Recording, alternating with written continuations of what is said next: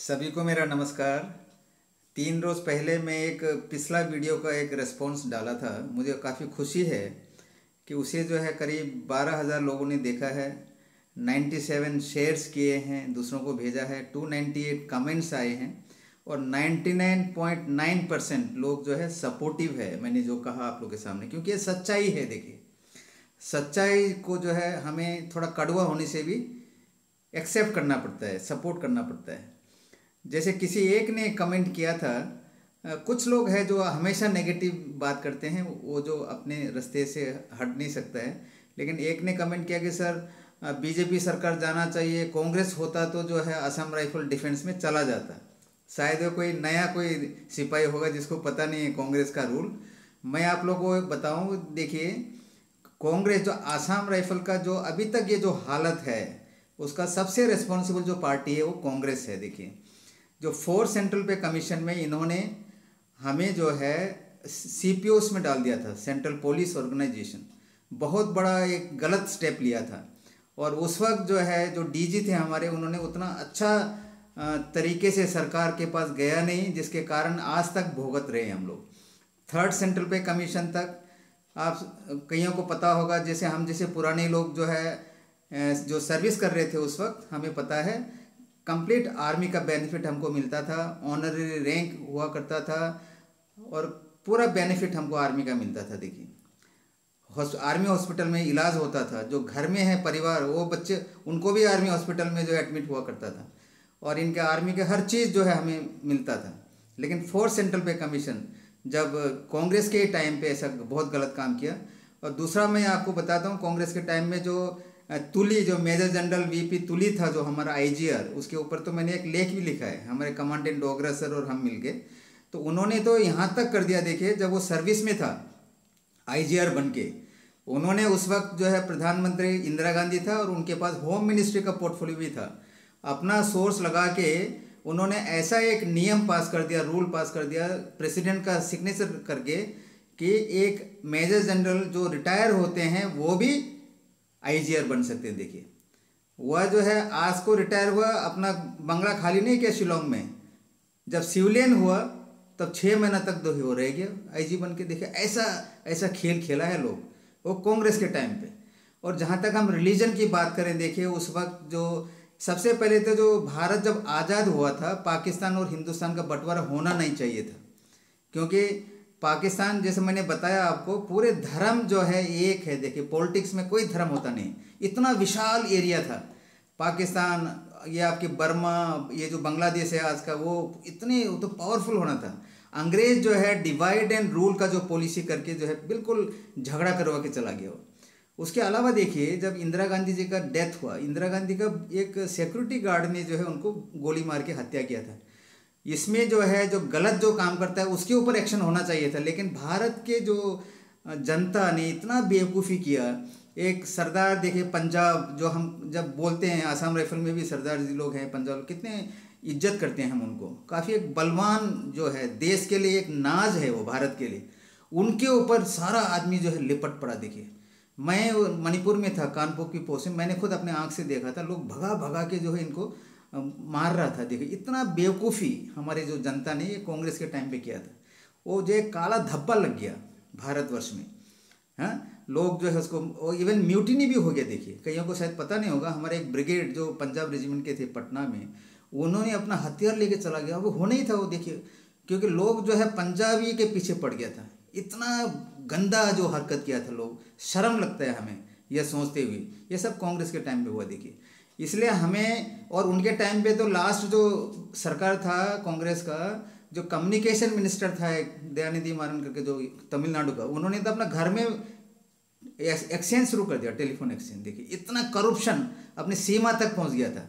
और यही वजह है, उस वक्त जो है जो इलेक्शन आया 2014 में, और मोदी जी इधर उधर भाग करके हम ये करेंगे वो करेंगे करके, लोग जो है उनको एक चाहिए था अल्टरनेटिव। कांग्रेस से तंग आ गया था, तब इनको सत्ता में लाया था।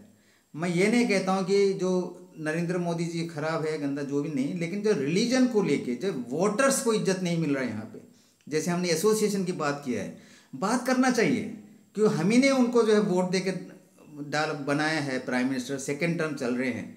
और दूसरा जो है ट्रांसपेरेंट नहीं है सरकार अभी का, मैं बोल रहा हूँ। और जैसे कि इलेक्शन बॉन्ड करके है, जो बिजनेसमैन हैं करोड़ों रुपया इनको देते हैं बीजेपी को, वो जनता को पता नहीं, देखे वो खुलासा नहीं होता है। गंदा बात है ना ये, क्योंकि हम ही ने इनको जो है वोट दे के भेजा है सरकार बनाने के लिए। ये सब है जो नहीं होना चाहिए। उन्होंने करप्शन हटाने के लिए बोला, कोई कार्रवाई किया नहीं है।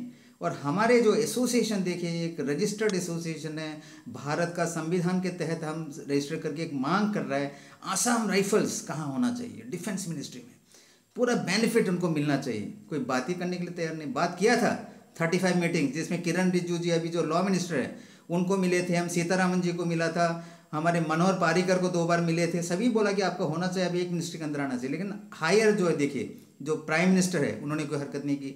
2-3 साल पहले तो दिल्ली में हम इनका जो मेंबर ऑफ पार्लियामेंट जो अभी मंत्री है उनके घर में जाके मैं अपना कार्निक सर और जो बीस्ट वगैरह जाके बोला था कि पार्लियामेंट चल रहा है, हमको 10 मिनट का 5 मिनट का टाइम दीजिए पीएम से मिलने के लिए। वो बोलते हैं, देखिए एक एमपी है बीजेपी का, बोलता है कि और कोई नाम ले लो, हम उनके पास जाएंगे नहीं।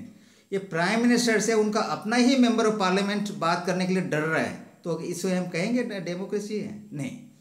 तो एक खुलासा होना चाहिए, जो वोटर्स है उसका इज्जत होना चाहिए, जो एसोसिएशन है जो भी, क्या हम तो अपने लिए पैसा नहीं मांग रहे हैं, कार्निक साहब अपने लिए पैसा नहीं मांग रहे हैं कि हमने घर मकान बनाना या इंडस्ट्री खोलना है करके। क्योंकि जब डिफेंस मिनिस्ट्री के साथ मिलने के लिए गया था, केवल हम ही लोग थे, 2 आदमी या 3 आदमी, जो प्रेसिडेंट हमारे यादव साहब, जनरल कार्निक सर और मैं, जो हमने एसोसिएशन के लिए आसाम राइफल्स के लिए बात करने के लिए गया था डिफेंस मिनिस्टर के साथ। जबकि वहाँ पे कई डेलीगेशन और थे जो अपना जो है मेक इन इंडिया में हमने इंडस्ट्री डालना है, पैसा डालना है, हम ये इंडस्ट्री खोलना है, वो सिफारिश करने के लिए गया था, और प्रॉफिट बनाने के लिए। तो सरकार कम से कम समझना चाहिए। तो हम बोलते हैं, देखिए मैं केवल जागरूक लाना चाहता हूँ हमारे जो मेंबर्स जो भारत में बिछड़े हुए हैं, हर जगह है हमारे लोग, अलर्ट रहना है। अगला इलेक्शन में हम जरूर कुछ ऐसी कार्रवाई करेंगे जिससे कि जो गलत जो काम हो रहा है उसको रुकना चाहिए। मैं हमेशा बोलता हूँ आप लोगों को, डेमोक्रेटिक सिस्टम हम उसका एक भाग है। हम इलेक्शन में वोट डालते हैं, हमारा अधिकार है। तो हमारा अधिकार जब है तो हम जो कह रहे हैं उसको सुनना चाहिए। हम प्राइवेट बात नहीं कर रहे हैं, हम एक एसोसिएशन की बात कर रहे हैं। असम राइफल्स को सब बेनिफिट मिलना चाहिए जो आर्मी को मिलते हैं। वेट करेंगे हम, कोर्ट का भी 23 मार्च को हियरिंग है, एक हमको जो है जजमेंट की 2-3 महीने में जो है आ सकता है। उसको जो है सरकार स्पेशली पिटिशन लेके सुप्रीम कोर्ट में न जाए, उसके लिए हम पूरा कोशिश करेंगे, स्ट्रेटेजी हम बनाएंगे। और जो ये जो सोशल मीडिया है, मैं आपसे मिलता रहूँगा और अपने विचार प्रकट करता रहूँगा। हमारे जो अदर जो ऑफिशियल्स हैं इसके, उससे हम चर्चा करेंगे। हमारा मांग जो है ज़रूर सरकार मानना चाहिए। हम और कुछ नहीं मांग रहे हैं। हमारा जो फौज है देखिए 1835 का, इतने पुराने फौज जो पूरे आर्मी की तरह जो ड्यूटी करते हैं, हमारे मार्टायर्स हैं, देखो विडो है, सब कुछ है, इतने सेक्रीफाइस कर रखे हैं।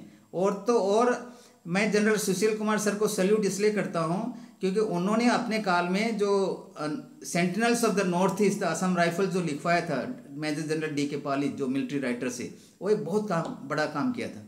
उसके बसरते हमको पता चला कि असम राइफल कब हुआ है, उनका जो है पूर्वज कब से शुरू हुआ, कब असम राइफल्स का नाम मिला। 1917 में देखिए 100 साल से ज़्यादा हो गया। उन्होंने first world war, second world में क्या काम किया। फर्स्ट वर्ल्ड वॉर में उस टाइम ब्रिटिश जो अफसर थे, गोरखा को जो है रीइंफोर्स के लिए जो हमें भेजा था, जो असम राइफल के थे, उन्होंने जो लेटर लिखे हैं कमेंडेशन उस वक्त के गवर्नर को, वो पढ़ने से ये आज के सरकार जो है उस शायद पढ़ा नहीं होगा, उसमें इतनी प्रशंसा की है असम राइफल्स जवानों की, उनके जो है फायरिंग करने की, ऑपरेशन करने का जो स्किल है, इतना ऊंचा दर्जे का था। उसी वजह से ही असम राइफल्स नाम पड़ा है। अब ये लोग जो हैं पुलिस बनाने के चक्कर में हैं, कोई क्या बोलते हैं, कोई क्या कर रहे हैं, कुछ समझ में नहीं आता है। ये सब दूर होगा। देखिए, अलर्ट रहिए। वोटिंग जो आप लोग का जो है, जो राइट बहुत इम्पोर्टेंट है, उसका वैल्यू समझिए आप। राइट पर्सन को वोट देना है। अगली बार हम स्ट्रेटेजी बनाएंगे और इनको सुनना पड़ेगा हमारी बात। असम राइफल्स का आर्मी का हिस्सा होना चाहिए, पूरे बेनिफिट हमको मिलना चाहिए। Thank you very much, good bye.